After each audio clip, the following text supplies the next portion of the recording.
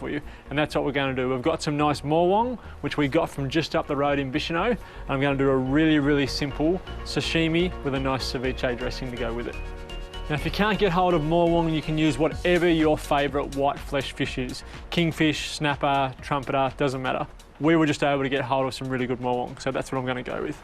So my little fillets of morwong, and then I'm just going to slice them into little strips on an angle, so I'm getting quite a bit of surface area with the little pieces that I'm getting so that I can dress that surface area. So we're going to end up with some quite long pieces of fish, but that's exactly what I want. So I'm going to make a little dressing to go with this as well. Make sure you've got a really sharp knife for this. If you're lucky enough to have a sashimi knife like I've got, then use that. And sashimi knives different to a normal knife. One side's flat, one side's got the bevel on it, and they're made specifically for doing what we're doing here. But if you don't have one, just use your normal chef's knife. Just make sure it's really sharp. Now, our dressing to go with it, just a basic ceviche dressing. So ceviche is cured fish, cured in lemon juice or lime juice or grapefruit. So we're going with grapefruit and lemon for this one. So we've got our grapefruit, and I just want to cut some segments out of it. So I'm going to top and tail it. Now, grapefruit has a really, really thick skin. So just run your knife along the outside, and that will expose the flesh. And then use this line here as a bit of a guide for cutting the rest. So you want the back part of your knife to run along this line. So that's the area you should be watching. And then just keep working your way, taking off all that white skin and exposing that pink flesh.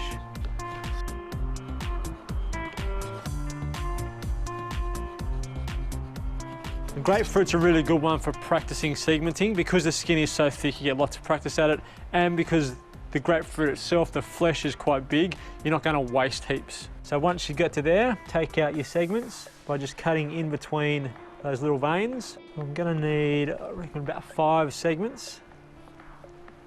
Now to make our dressing. So in a little jar, I want a teaspoon of mustard powder. Now, mustard powder is an emulsifier. So it's hydrophilic and hydrophobic, which means it's attracted to both oil and water. So when you mix lemon juice or water and oil together and you've got mustard in there, it emulsifies it and keeps it together and enables it to play in the same area and get along well, which normally oil and water don't. So I want a little bit of juice from my grapefruit, a little bit of juice from my lemon, and then our oil, about a tablespoon of oil, good pinch of salt. If I put the lid on and shake this up, you'll see it turns into quite a creamy, emulsified. You end up with almost on its way to a mayonnaise. If we put an egg yolk in there, which an egg yolk is the same as mustard, it enables that oil and the water to coexist in the same place. So we've got a beautiful, beautiful dressing. Now we're ready to plate up. So just, there's no real rhyme or reason to this, just placing fish on your board in whatever you think, or your plate, whatever you think is nice. We've got some nice long pieces there, so we can play around with sort of folding on itself. Just place our grapefruit segments around the plate. Then our dressing. So you can see how sort of creamy that dressing is because of that mustard. It holds it together and makes sure that it doesn't split. Make sure every little bit of grapefruit and every little bit of fish gets a little bit of that dressing. Then you've got some on the plate to be able to sort of mop it up.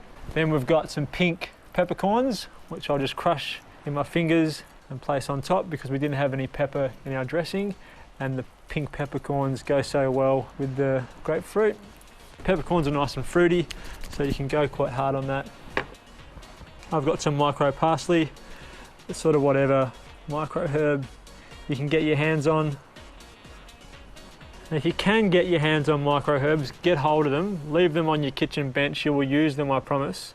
And the reason why we use them in a kitchen is because there's so much more flavour and so much more nutrients in a micro herb that you don't have to load a dish up or load a plate up with heaps of herbs to still get that flavour and that nutrients, because they're so young and they've got so much going on.